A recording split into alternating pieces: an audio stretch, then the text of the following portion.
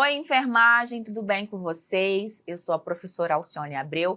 Sejam bem-vindos a mais uma aula aqui do nosso canal do YouTube.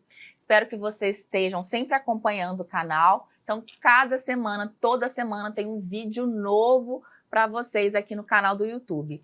E hoje o vídeo é muito importante porque eu tenho certeza que muitos de vocês, profissionais de enfermagem, já tiveram acesso a um paciente com uma ferida hipergranulada e ficaram ali sem saber como cuidar, como manejar, como fazer com que essa ferida consiga evoluir mesmo estando com essa hipergranulação. Será que hipergranulação é saudável para a ferida?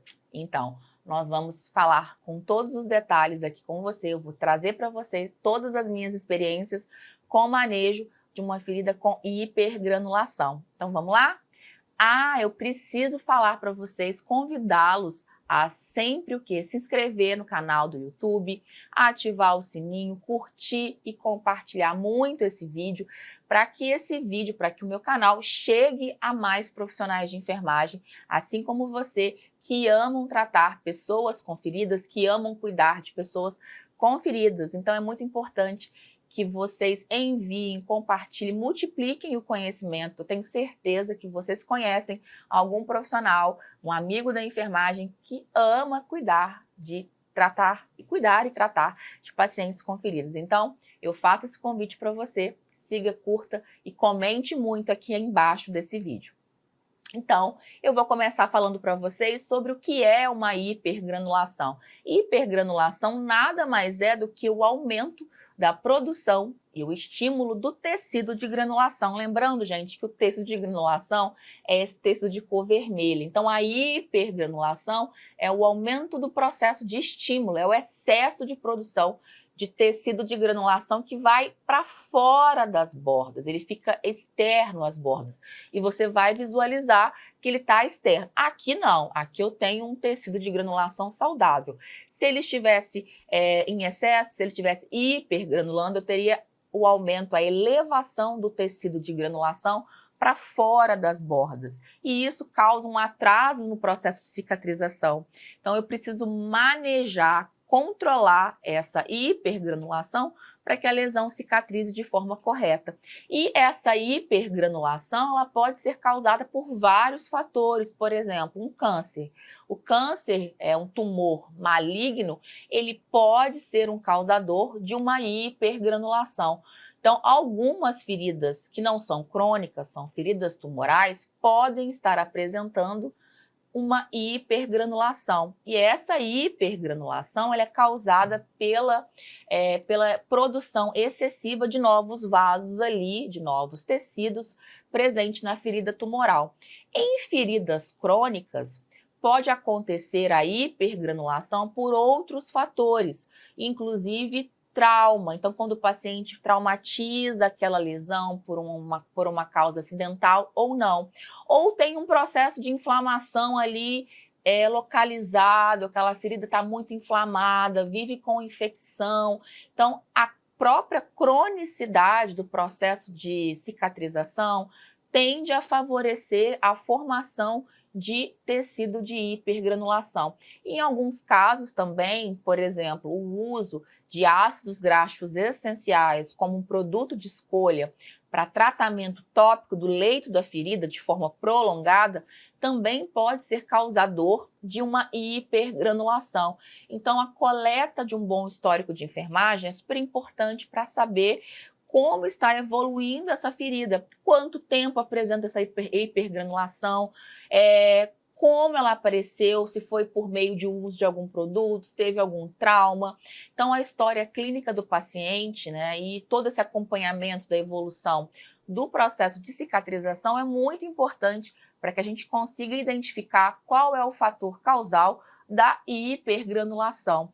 Pode ser infecção, inflamação, o uso de uma substância irritante ou o uso de uma substância que está prolongando, acelerando a proliferação de novos vasos, como os ácidos graxos essenciais, ou um câncer, um tumor maligno, que isso é um processo patológico do câncer, e aí a gente não tem como intervir e cuidar dessa hipergranulação. E aí é uma outra história, a ferida tumoral tem um outro manejo, tem uma outra percepção, e a gente vai falar sobre a ferida tumoral em outros vídeos.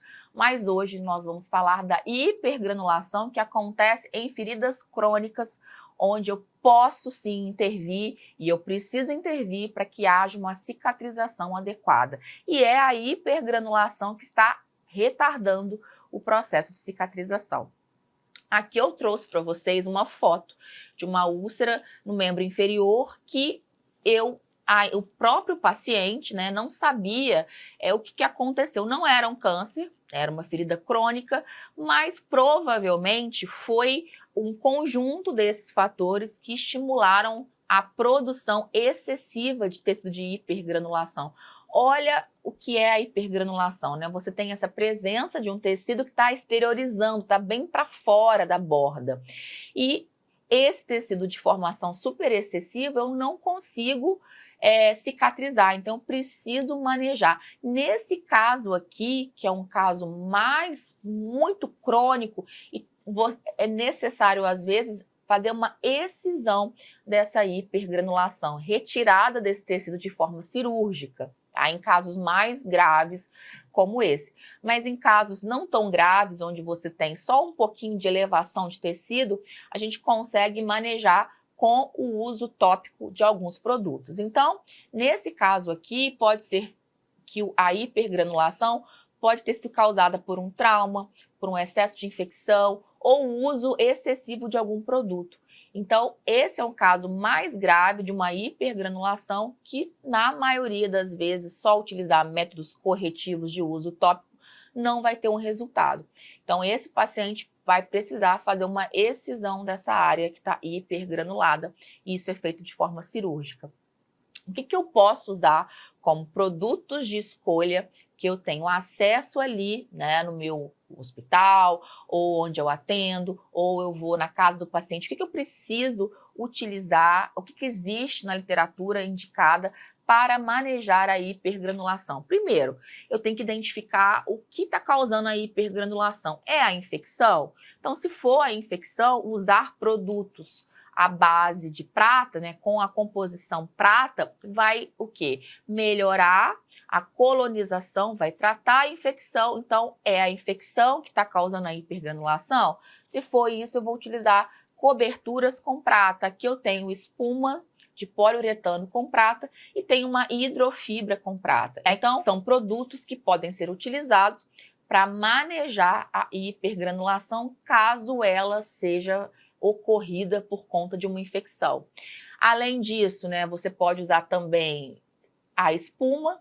Essa espuma aqui tem prata, mas poderia utilizar uma espuma sem prata se é o excesso de inflamação, se é o excesso de exudato que está causando ali a hipergranulação. Então, as espumas são ótimas para absorver o excesso de exudato e favorecer uma barreira protetora, vai evitar maceração de bordas. Então, coberturas de poliuretano, coberturas de espuma com prata ou não, são coberturas importantes para gerenciar a hipergranulação.